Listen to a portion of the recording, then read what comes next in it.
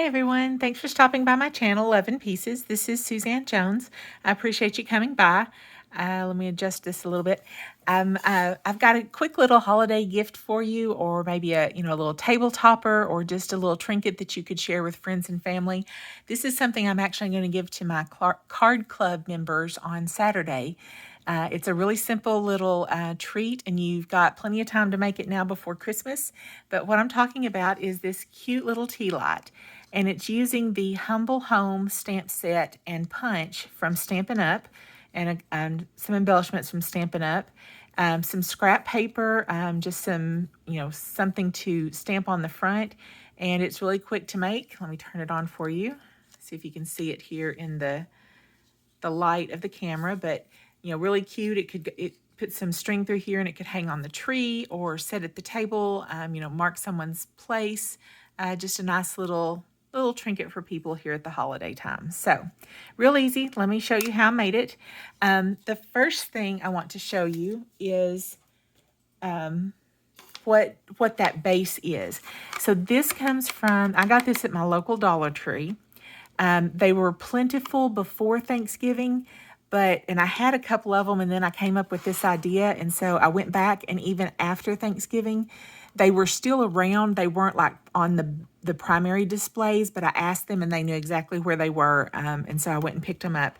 But this is just a tea light with a gold leaf on it, and this gives us a really good place to attach our house to.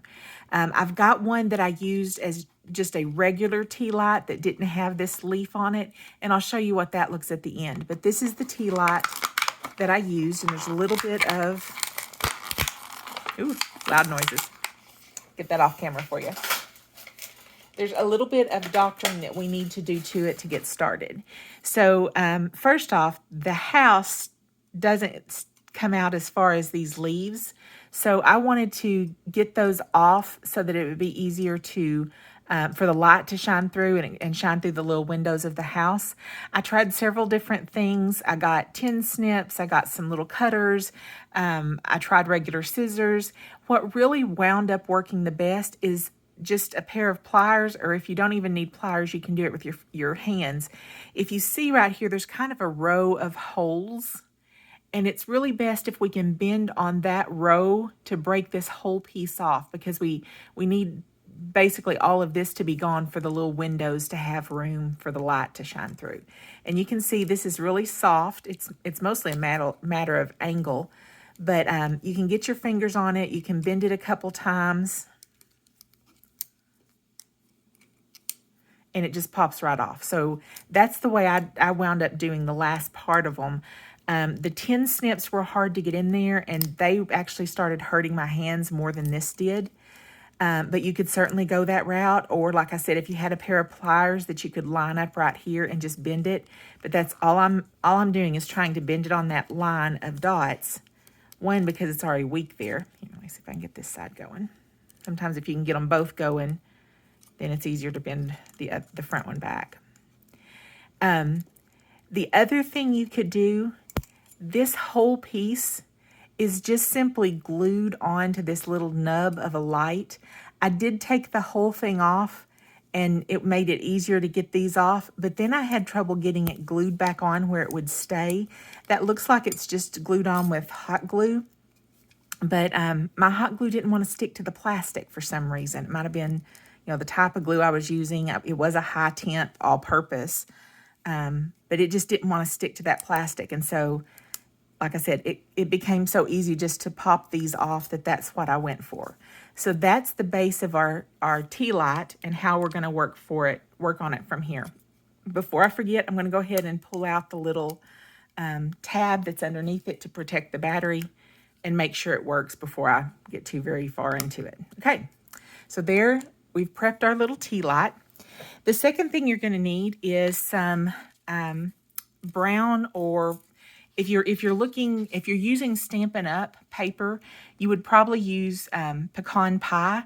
This is actually an old pack of cinnamon cider, I think is the name of it. It's a retired pack of paper. Most of y'all know that I love Stampin' Up paper and ink, but there is everything in my craft room, and I really try to be frugal and use what I have. And I had this like I said, a retired pack of cinnamon cider, and you could certainly use that, but just any kind of brown to make it look like a gingerbread house, whatever looks like a gingerbread house to you. And I do apologize. I see I've got a shadow here, so I'm going to try to work on this side.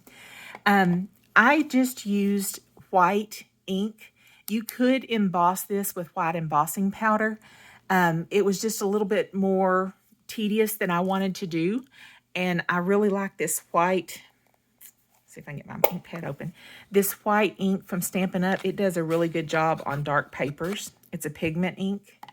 So I just decided to go that route. And like I said, this is the stamp set Humble Home. And it comes with the cute little gingerbread house. It's even got the bricks that you could do as a back. You know, if you want to do the back side, I'll show you the back side of mine in a minute. I just left it plain. But it's got a little wreath. You know, it's got the doors if you wanted to do that. But we're just going to be working with this big stamp. And while I'm showing you my stamps, I'll go ahead and show you the words that I used. I have a lot of retired Stampin' Up stamps. I also have stamps from Dollar Tree and from Hobby Lobby and from scrapbook.com, I believe. The vast majority of them are from Stampin' Up, but I've got a lot of stamps from a lot of places. This is a really old Stampin' Up. I say it's really old. It seems really old to me, called Holiday Home. I've kept it and not cleared it out of my stash for several reasons. One, I love this Santa and his reindeer, and I like the Christmas lights here. It also has dies that match these houses, and so I actually thought I could use those. This was kind of on my mind to use and do this, and then this mini catalog came out with the Humble Home, and it was perfect. So, you know, sometimes if I really like a stamp set, I don't get it out of my stash. Plus, I like these small ones that it's got, like the jack-o'-lantern face, the bats and everything. But the other one that I like, it has a really small Merry Christmas that fits on a real small little sentiment label. And I hang on to things that have those small sentiments because they're really useful for, you know, this type of project, 3D project or gift or something. So Holiday Home is the old set. Humble Home is the new set. But I encourage you, look in your stash. You don't have to go buy something if you've got something that'll work. And I hope to get my inventory finished up and share with you how I track and store and can search and figure out what stamps I need. But that's another video. So I've got my house, gingerbread house, loaded on one side of my acrylic blocks.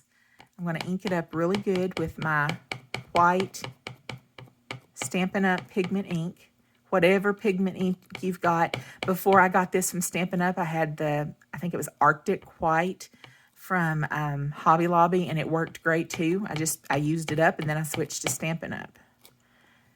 And then this is a 2-inch wide strip of paper. This works really well with the punch, and it just fits the house. So I'm going to put that on there. Give it a good little press. I like to let it set for a second since it is pigment ink. And if you're worried about it not stamping good the first time, you could use your Stamparatus or your Misty or any type of, you know, stamping wheel, whatever you've got. But I think, you know, if you let it sit there and you're pretty cautious with it, I think you can get a pretty good impression. And I'm happy with that, so I'm gonna keep moving. Let me clean my stamp because that's all I need right now. If y'all don't have one of the stamp cleaners from Stampin' Up, I love this for my photopolymer stamps. It cleans them so well and so easily. And I used to use like baby wipes and things, but I kind of felt like it was making my stamps, I don't know, lose their stickiness, or I didn't like it quite as well. So this is just water on a sponge that you can get from Stampin' Up, and it works perfectly. So set that aside and put up my ink before I get it all over the place. And this is a brand new ink pad. I've not had a chance to grease it up yet. Y'all know the trick for your ink pads. If they're stiff and you can't open them very well, you can run chapstick along the groove. And that's, again, another video, but just a little tip for you. If it's hard to open, try using some chapstick along it. So now this is the Humble Home Punch, again from Stampin' Up. This and the stamp set came out of the mini catalog that was the Christmas mini catalog that came out in September of 2024. and unlock your punch. And I love these Stampin' Up! Punches because you can see what you're doing. So you can just slip it in there, line it up. I don't need the heart or the little square that comes with it. Those are decorations that you could use to decorate the house, but we don't need them this time. So I'm just lining up that straight edge along the bottom and trying to make sure the point on my chimney is right, and then everything else just lines up from there. Punch it out. And so there is our perfect little stamped punched house. Push those aside. And for the back of our Tealight, we're going to need one more. And you could, there is the stamp, you could stamp this if you wanted to. Again, I just felt like it was so cute from the front. I didn't feel like the back had to be anything more than just, you know, the shadow of the back of a house like a gingerbread cookie would be. And that's kind of what this is based off for me, is like a gingerbread cookie. So there are two pieces. Push those up. Bring our pieces back and bring our Tealight back. So sticky dots, I think work the best for me. I've got just a little tool here. This is a roll of, glue dots. I've had these forever. I bought them in bulk a few years ago for a project, and man, I'm still working through them. They are years old, and they still work great. So I have not had to buy sticky dots in a very long time. But I'm just peeling off two, and I'm putting them right here in the middle. The reason you want to put them on your light instead of the back of your house, you want to avoid these holes where the light's going to shine through. You don't want to cover those up because it just kind of puts a haze. And we do want at least these two lights to be clear. So I just made sure that I missed the holes and put them there. And then we will take our house and, oh, I forgot to punch the holes in it. That's the other step. So I've got two different hole punches here. And this is just to let the light shine through. If you don't have these punches or you don't have the right size, you could even use like a pokey tool that they have at Dollar Tree, or any pokey tool that would make a straight punch. You might even have a needle or an awl that could do that. Just put it on something to protect your work surface and punch through. But I went through my punches and I found one that is teeny tiny. Not even sure the size of it. It doesn't have anything on it. I'm not even quite sure where I got this from. But this is perfect to punch in those windows and create a light hole. Now I'm going to punch. Let me do it, and I'm going to have to bring it up closer than the camera because this really is like eye level kind of work here. I'll do it, and then I'll explain what I did when I can show you the finished product. So if you can see that, it makes just a teeny tiny punch, and there are 4 panes in that window, and I tried to put one in each pane, top and bottom of that first set of panes, top and bottom of the second set of panes, so they didn't run together and like make one giant hole. They made 4 pinpoints. Let me see if I can do a better job. And actually, where's my blank one? We really need to put the back on it so that those same holes are in the same place and you don't have to try to guess on it. So let me backtrack and say, put your front and your back together, just line them up and make those punches all at the same time. And I'm going to have to redo that front one, that first one. So give me just a second.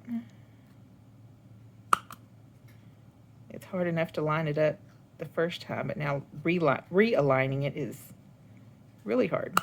So do this right the first time. There we go. So it's punched out on the front and on the back, okay? And so I'm going to turn it around and I'm going to do this other one. Again, there's 4 window panes, so 1 hole in each pane, but this one I try to do at the top, and then beside it I go to the bottom so that it doesn't line up and make a great big hole. So top, bottom, top, bottom.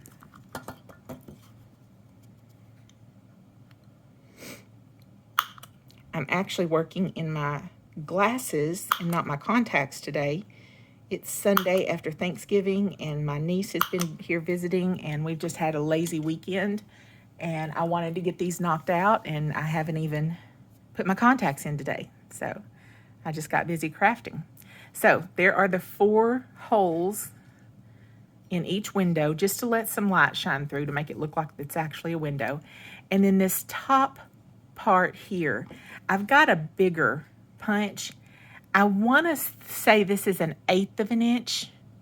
If it was measured or if it was on the package, I can't say that for sure because I don't have the packaging, but it's probably double what the other one was. I liked it better for the top hole in case anyone wanted to put string through it and use it as an ornament, but I just popped a hole in that top part just to let a little extra light through. That's what we're just trying to do.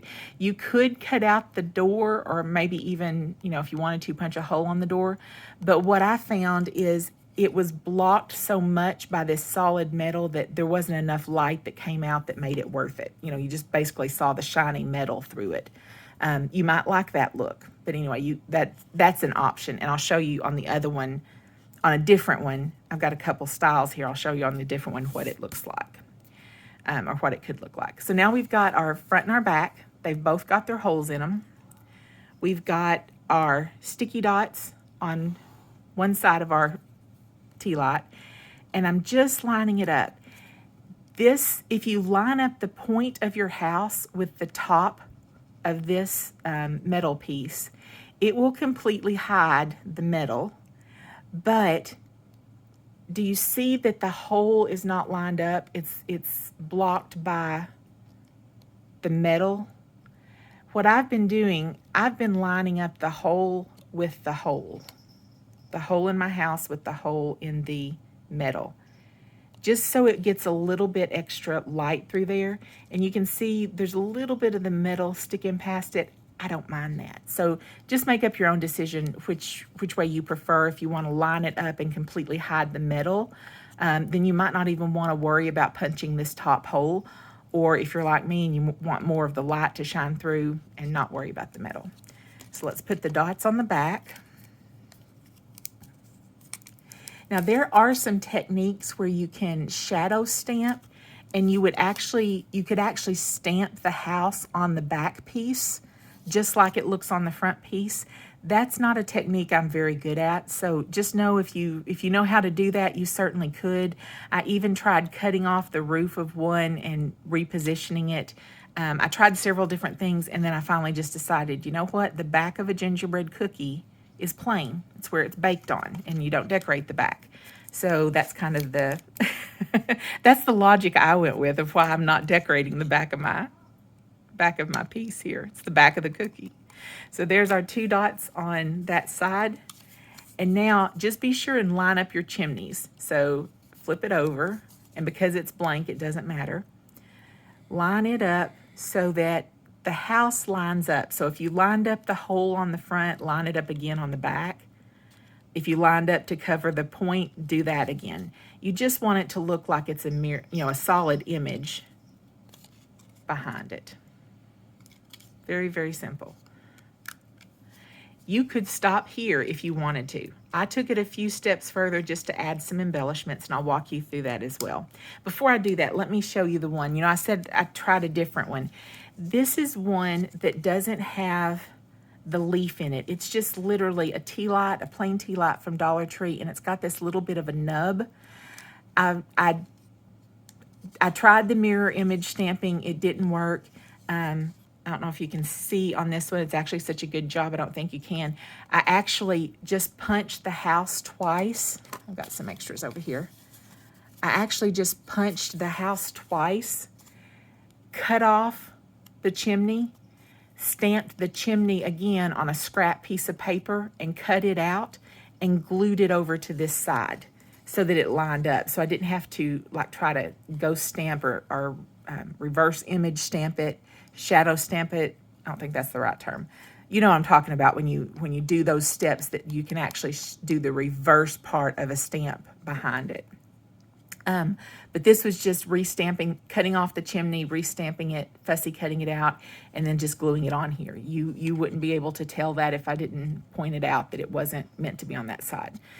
So that's a quick way if you do want to have the 2 sides. I punched this one first with those bigger holes. It didn't look quite as, I don't know, delicate, so I liked the smaller holes for the windows. I punched out the heart because I was debating about cutting out the door, but if you can see, it's blocked by that center metal piece, so no light really comes out of there, even if I'd gone to the trouble of cutting it. On this one, because it didn't have the frame like this one does to hold it apart, I was struggling to get it to stick and hold together. There's not much here to glue it onto. And again, I was having trouble with my hot glue not wanting to stick very well to this plastic. So I actually, like, I don't know, TP'd it, or, you know, I don't know what you call that, lean-to. They're lean-to and pressed together and glued together. After I made this one, I didn't like this prototype. It was the first attempt. It works if you're struggling with any of these other pieces. It works, but you just don't get the same amount of light from it. See how there's not any light coming out the top because it's glued together? If I did this style again, I would use dimensionals between them just to hold them open a little bit. It wouldn't be as much as this, but it would get them open a little bit more. So to compare, you see there's just a lot more light and glow and warmth coming from this one that's open rather than this one that's closed. So totally your choice, but I just wanted to show you what my first attempt was, because it might help you from making those same mistakes, or it might help you improve this one and make it a better piece. So we've got this put together. The first thing I want to do is, I was lucky enough, I say that because I think they're on back order again. I was lucky enough to finally, on like the third or fourth reef stock, to get some of these peppermint embellishments that come from Stampin' Up. They are so cute and everybody loved them and they were selling out like crazy. But I finally got a pack and I think it's the perfect size embellishment and the perfect little candy embellishment to go on the house. And I'm going to put it right there in the center of the door. If you don't have these, you could put a little green gem that might look like a wreath. You could, you might find some other stickers or embellishments or gems that you have or that you see in the stores. I just think those are cute. It just looks like a little peppermint in the middle of your candy house, your gingerbread house. Okay, so our house is done. The other thing I wanted to do was kind of spruce up this base a little bit. Now, if you're a Stampin' Up person, you know that a couple years ago we had the cracker box die. Y'all, I make those in the 50s. Every time I sit down to make them, I make 50 of them for all the different seasons, for Christmas, for Thanksgiving, for Easter. Those are just such a handy little treat box to take and give to people.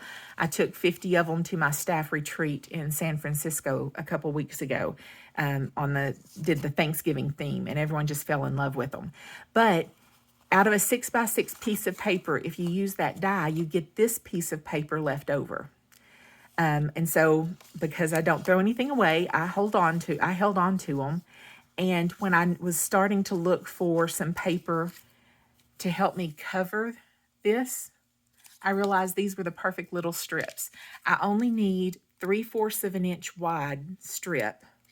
And so out of my scraps, I was able to get a lot of different 3/4 of an inch strip pieces. And I just trimmed them down and voila, I had what I needed. And these are, I think this would measure out. Let me get a measure over here. Yeah, this is going to be a 6-inch piece, that I trimmed, it's 6 inches long and I trimmed it down to 3/4 wide, 3/4 of an inch wide. So I'm going to take another one of my glue dots and put it on the end of my paper. And I'm going to start that right here on the side, because trial and error, I know that it's going to wrap around. Oops, I'm starting on the wrong side. Doing it backwards. Start on this side, because with this 6-inch length, it's going to encircle that white and come back and overlap a little bit. And I want the overlap in the back. So just line it up. I didn't use any other adhesives to hold it to the plastic. I wanted it to overlap so that I could glue adhesive to it, or I mean paper to paper. I find that works a lot better when I'm working with plastics. If I can, use a glue dot or something to hold it, then get it wrapped around and glue paper to paper. And so I'm just using some liquid glue here. You could use tear and tape. You could use another glue dot. I like liquid glue to glue paper to paper, especially if it's something kind of structural. And I consider this structural because it's holding the shape of the round, and it's even going to hold our little front label. So I want to make sure that it is stuck good. So I'm going to press it for just a second. Okay. Now that is stuck on there, we can set it aside. Another little tip, I get these little containers from, I think it's scrapbook.com. And whenever I have pretty papers, I'll take some of my smaller punches. And I've got these in different sizes. Some of them, the whole length of the container is the size of it. It doesn't have the little divider bar. But I will punch little labels and things and just store them, because this is always the most frustrating to me, is when I need, especially like I'm making 16 of these for my card club and I needed 16 little labels. I knew I needed something small. I was able to come pull these out, and I've got them in different colors, different shapes. This one actually works perfect for what I'm doing. I think I'm going to do a yellow one. I did yellow and green for all of them, a couple white. But that just makes it so handy to have our sentiment strips ready to go. And again, I knew I needed a small one because I want to use that really small Merry Christmas off that stamp set. You could certainly emboss these with white or black ink. Again, I'm just kind of going easy. I'm going to use my black ink. I'm going to stamp my Merry Christmas. Let's see if I can get it up here and do it under the camera.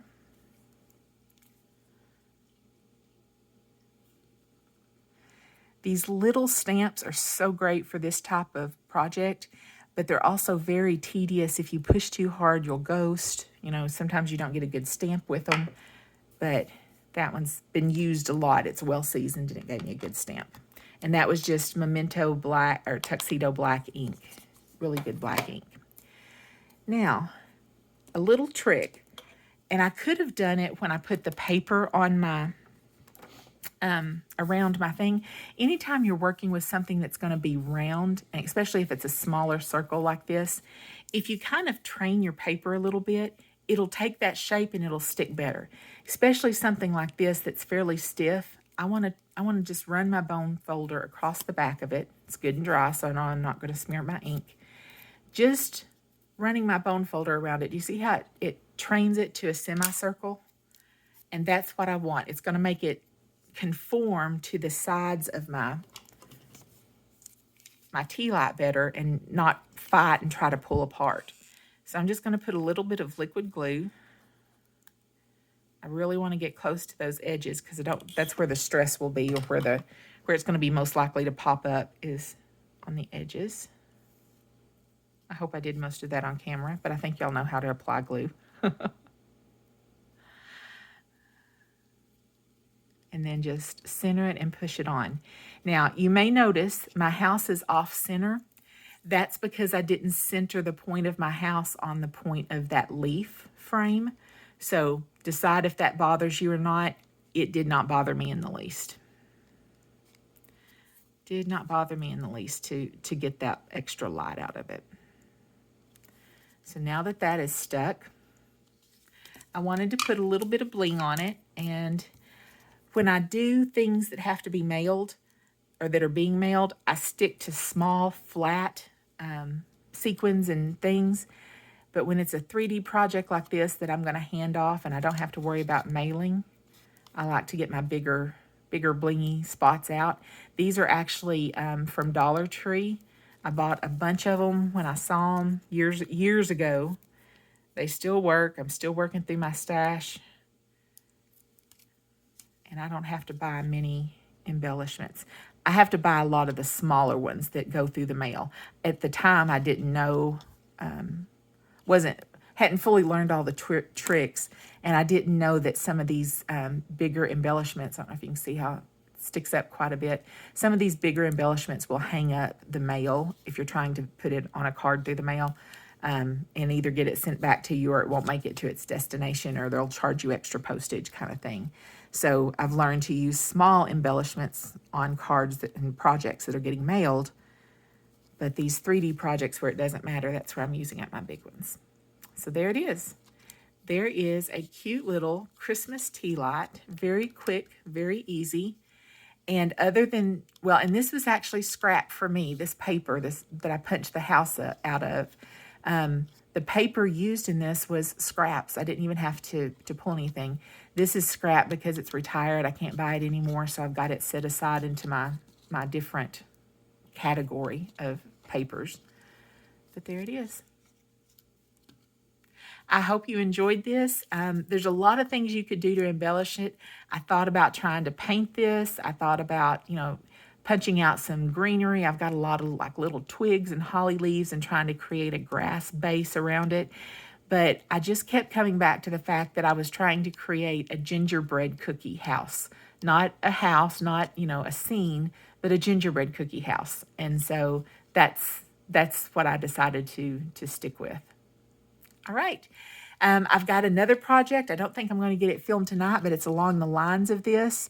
And I will get that out hopefully tomorrow. I hope you're having a great holiday season. I hope everything is well in your home. I hope you have a chance to be creative. And as always, be nice to people. Bye.